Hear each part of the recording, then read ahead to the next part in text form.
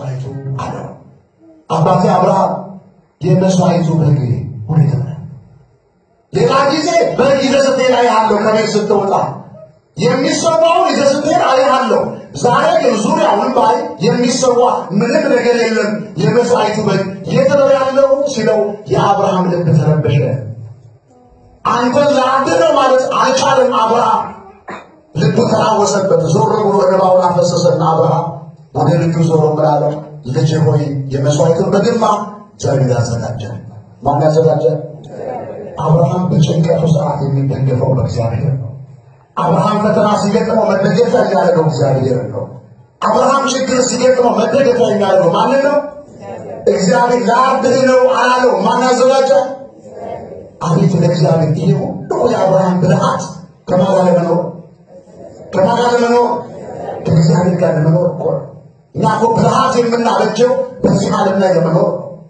አብርሃም ግን ይህንን ብልሃት የሚናገረው ከአንደበቱ የሚያፈልቀው ለዘላለም የምኖረው ከጌታዬ ከእግዚአብሔር ጋር ነው ብሎ ስላመነ ነው። የእሱን ፈቃድ ብቻ ለመፈጸም በሕይወቱ የወሰነው አብርሃም የመስዋዕቱን በግማ ማን ያዘጋጃል አለው? ተራራው ላይ ደረሱ። እንጨቱ ተረበረበ፣ እሳቱም ተዘጋጀ፣ ቢላዋውም ተዘጋጀ። አሁንም ይስሐቅ ለሁለተኛ ጊዜ ጥያቄ ከነመልሱ ለአባቱ አቀረበ። ጥያቄው አባቴ አብርሃም አሁን እንጨቱ ተዘጋጅቷል፣ እሳቱም ነዷል፣ ሁሉ ነገር ተዘጋጅቷል። ዞር ብዬ ባይ ግን አሁንም የተዘጋጀ መስዋዕት የለም አለና መልሱንም በዛ ጋይዞ ሲመልስ አንድ ነገር በውስጤ ጠርጥሬያለሁ። ሕፃኑ ብላቴናው ይስሐቅ ምናልባት አባቴ ሆይ መስዋዕት የምታቀርበው እኔ ሆን አለው። በዚህ ሰዓት የነበረ የልጁን አንደበት ተከትሎ አብርሃም አዎ ልጄ ፈርቼ ነው እንጂ እንደ አባት አንጀት ሆኖብኝ ነው እንጂ የማርብህ አንተን ነው፣ የምሰዋ አንተን ነው፣ ያዘዘኝም ማነዋል? እግዚአብሔር ነው። አሁን ልጅ ሊያርድህ ነው ሲባል እንዴት ነው አባት ፊት የሚቆመው? ቢላውን አሳይቶ አንገትህን ልሰዋ ነው ቢባል ልጅ በአባቱ ፊት መቆም ይችላል ወይ? አይችልም። ይስሐቅ ግን ምንድነው ያደረገው? እንግዲያውስ አለ አባቴ ሆይ አንተ የእግዚአብሔር ሰው ነህ አለው። አባቱን ብላቴናው ይስሐቅ፣ ሕፃኑ ይስሐቅ አንተ የእግዚአብሔር ሰው ነህ፣ እኔም የተገኘሁት አንተ የእግዚአብሔር ወዳጅ በመሆንህ ነው። አሁንም አባቴ ሆይ ከእግዚአብሔር እንድትጣላ አልፈልግም። አንተ አረጋዊ አባት ነህ፣ ወደ 100 ዓመት እየተቃረብክ ነው። እኔ ደግሞ ሕፃን ነኝ፣ ወጣት ነኝ። አንተ ሽማግሌ ስለሆን ለበድ ስትለኝ ምናልባት ስፈራገጥ እንዳትተወኝና ከእግዚአብሔር እንዳትጣላ መጀመሪያ እግርና እጅን እሰረኛለሁ። ፈቃደኝነቱ ለማን ገለጠ?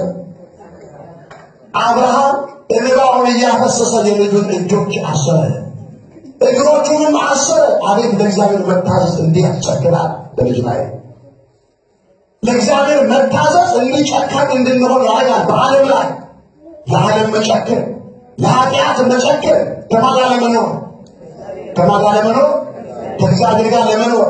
ይስሐቅ ተኛ። አሁንም ለአባቱ አንድ ጥያቄ ያቀረበ፣ አባቴ ሆይ እጄም ታስሯል፣ እግሬም ታስሯል፣ አንድ ነገር ግን ይቀርሃል አለው። ምንድነው አለ። ልጄ ሆይ ምንድነው ሲለው ምናልባት አሁን ዓይኔን እያየህ በዓይነት ስታርደኝ ምናልባት የዓይኔ ቁልጭ ማለት በአባታዊ ፍቅርህ እኔ አሳዝኜ ብትተወኝ ከማን ትጣላለህ?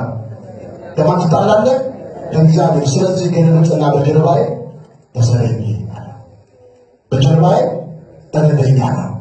ይስሐቅ ተገለበጠ፣ በጀርባው ተኛ። አብርሃም ለልጁ ያለውን ፍቅር ለመግለጽ ዞር ብሎ እንባውን በሚገባው ካፈሰሰ በኋላ ቢላዋውን ይዞ የልጁ ይስሐቅ አንገት ላይ ሊያሳርፈው እጁን ሲታጣ እጁን ሲሰነዝር ያ የሚያውቀው ድምፅ አብርሃም ከሰማይ መጣ።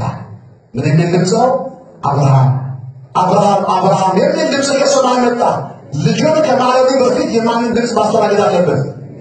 የእግዚአብሔርን ድምፅ። መልአክም ተናገረው ይላል። መልአክ ባለበት እግዚአብሔር አለ፣ እግዚአብሔር ባለበት መልአክ አለ። ንጉሥ ባለበት ሰራዊት እንደማይጠፋ ሁሉ እግዚአብሔር ባለበት እነማን አሉ? ቅዱሳን መላእክት። ቀጥሎ ግን ተናጋሪው እግዚአብሔር ነው ይላል። አብርሃም አለው። ቢላዋውን እንደያዘ አቤት አምላኬ ሆይ እዘዘኝ፣ ምን ልታዘኝ ነው አለ። አብርሃም ሆይ እኔን በጣም የምትወድ መሆንህን አንድ ልጅህን ለኔ ለማለት አልከለከልክም፣ እንደምትወደኝ አውቃለሁና እባክህ አብርሃም ልጅህን ተውና ወደ ኋላ ዞር አለው እግዚአብሔር። አብርሃም ወደ ኋላ ሲዞር ነጭ በግ በዕፀ ሳቤቅ የታሰረ ከኋላው ቆሟል። ልጅህን ተውና እሱን ረድ። ክብርና ምስጋና ለእግዚአብሔር ይሁን። አንድ ልጅህን ለኔ አልከለከልክም፣ ፍጹም ታዛዥ መሆንህን አረጋግጫለሁ። የሳራ ጸሎት ደረሰ። የደረሰ ምን ብላ ጸልያለች ሳራ? ልጅ ሆይ እግዚአብሔር በሰላም ይመልስ።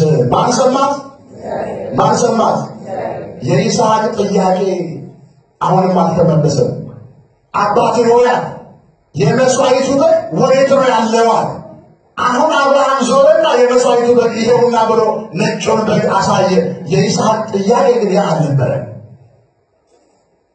እግዚአብሔር አብርሃምን አለፈው።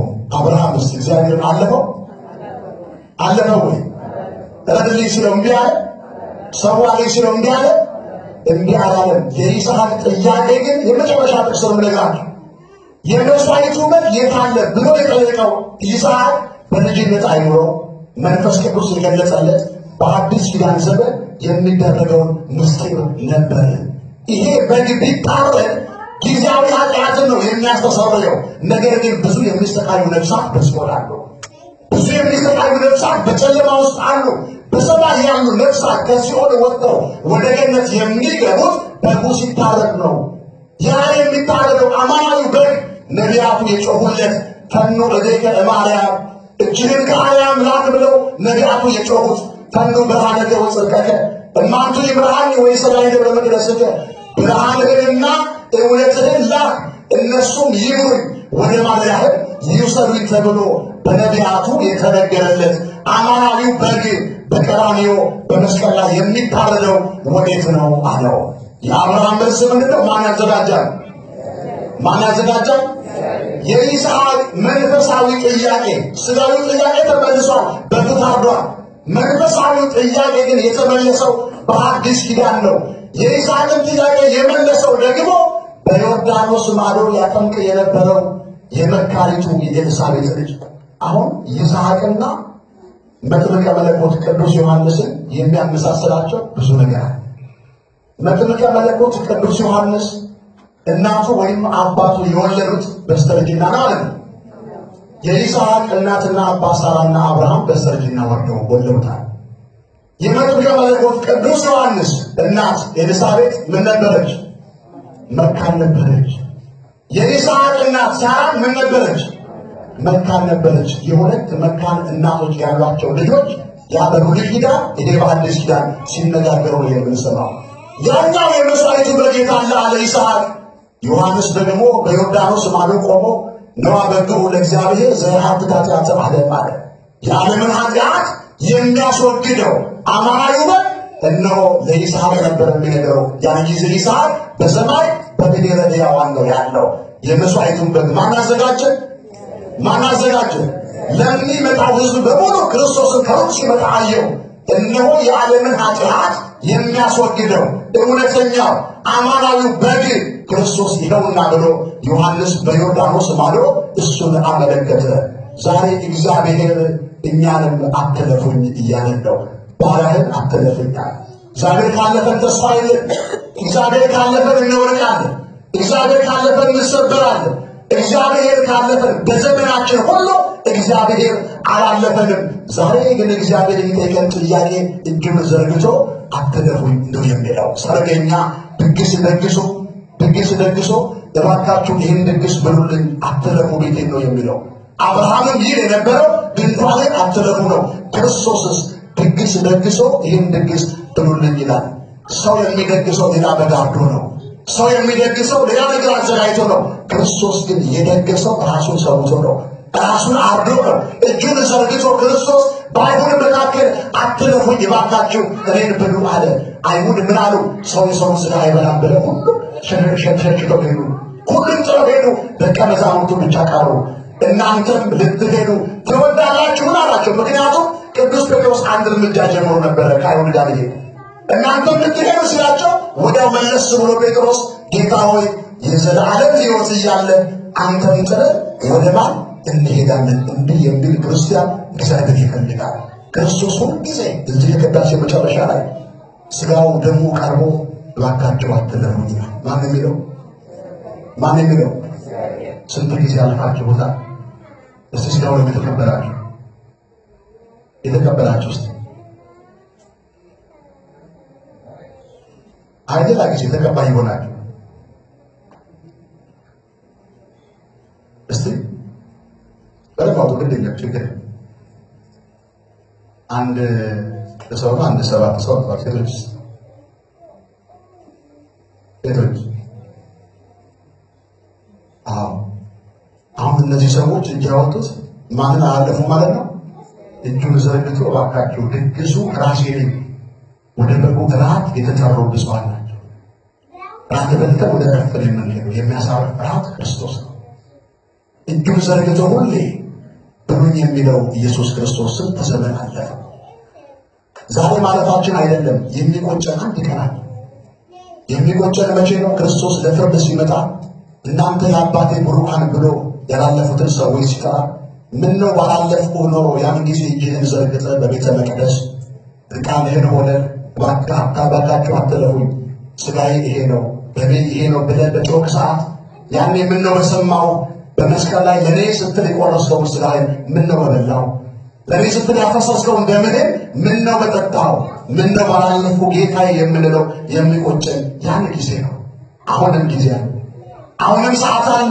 ትናንት ያለፋችሁት ሰዎች ነገም ከነገ በኋላም በየጊዜው እዚህ አውደ ምሕረት ላይ አትለፉኝ እያለ ክርስቶስ እጁን ዘርግቶ እባካችሁ እኔን ብሉኝ ይላል። እሱን ለመብላት መስፈርቱ ምንድን ነው? ወደ አባታችሁ ጠጋ ብላችሁ 10 እና 20 ደቂቃ ባልሞላ ንስሐ መግባት ብቻ የሚጠበቅባችሁ። ሌላ ኮተት የለም፣ ሌላ ነገር የለም፣ ሌላ ዝባዝንኬ የለም። ሥጋውን የምንበላው ደሙን የምንጠጣው ስለ ሁለት ነገር ነው። አንደኛ ከኋላ የሰራነውን ኃጢአት የሚደመስስ ስለሆነ ነው። ሁለተኛ ወደፊት ኃጢአት እንዳንሰራ እንደ ግድግዳ ሆነው እንደ እሳት ሆነው ኃጢአትን የሚያቃጥል የሚከላከል መሳሪያም ጭምር ነው። እኛ እኮ በረሃ ስንሄድ የወባ ጢን እንውጣለን፣ ወባ እንዳትነድፈን። የክርስቶስ ሥጋ እውነት ኃይል የለውም ኃጢአትን ለመከላከል። እውነት በደልና አይከላከልም፣ ክፋትን ከኛ አያርቅም። ኃይል ያለው መለኮት የተዋሃደውን እኮ ነው ወደ ውስጣችን የምናገባው። ስለዚህ ሁልጊዜ አትለፉኝ የሚለው እግዚአብሔርን እንዳናረፈ በቸርነቱ ሁላችንም ይርዳል። ሥጋውን የበላችሁ ደግሞ የጣችሁ እንኳን ለዚህ ግን በእግዚአብሔር አበቃችሁ። በመሰረቱ ሁላችሁም ሥጋውን በልታችኋል፣ ሁላችሁም ደም ጠጥታችኋል ነው። በአርባና በሰማንያ ላይ ስትጠመቁ ሁላችሁም በልታችሁ ጠጥታችኋል። ነገር ግን መድኃኒት የሚያስፈልገው አንድ ጊዜ ብቻ አይደለም። ምክንያቱም ሁልጊዜ ስለምንታመም በሥጋ ሁሌ እንታመማለን። ሁሌ ወደ ሐኪም ቤት ሩጫ ነው። ሁሌ ወደዶክተሩ ሩጫ ነው። ነፍሳችን ስንቴ ታመመች፣ ስንቴ አለፈ ነው መድኃኒት ሳናክማት ስንት ጊዜ አለፈ ነው። ሥጋችንን ብቻ እያከመን አለፍን። ነፍሳችን ግን አሁንም ትወስዳለች። አንድ ቀን ሲብስባት በቃኝ ብላ ትወጣለች ያለ ጊዜዋ። አንድ ቀን ሲብስባት ህመሙ ሲበረታባት ትወጣለች። እንዳትወጣ ግን ከወዲሁ ዛሬም ጊዜ አለ። ንስሐ ገብታችሁ አትለፉኝ ያለውን እግዚአብሔር ምክንያቱም እኛ ካለፈንበታ ያስተማረን የመከረን የቅዱሳን አምላክ እግዚአብሔር ስሙ የተመሰገነ ይሁን። በእውነት እዚህ ቦታ ላይ በአባታችን በሰበካ ጉባኤው በሁላችሁም ግብዣ መጥቼ በማስተማሪ በጣም ደስተኛ ነኝ። ትናንትናም የነበራችሁ ዛሬና ቦታ አንድ ከተማ ላይ ነገር እንደዚሁ ትናንትና ቀድሰን አስተምረናል። ሁሉም ወንጌል ተምሯል። ትናንትና እዚህ ያልነበራችሁ ደግሞ ዛሬ እዚህ መጣችኋል። የሚገርማችሁ ትናንትና ወደ ማታ አካባቢ ጨለማው ላይ ድምፄ ተዘግቶ ነበረ። እግዚአብሔር ደግሞ ለራሱ ያውቅበታልና አሁን ደግሞ ተከፍቶ መቀደስን ማስተማርን እያለ አገልግሎት ይበዛል። እንደምታውቁት ከመጣው 2 ወራትን አስቆጥሬያለሁ። አሁን ግን ወደ ኢትዮጵያ ለመመለስ 1 ሳምንት ብቻ ነው የሚቀረኝ። በ11ኛው ሰዓት ደግሞ እናንተ ጋር መጣሁኝ ለማስተማር ማለት ነው። እጅግ በጣም ደስ ብሎኛል። እናንተም ደግሞ እግዚአብሔር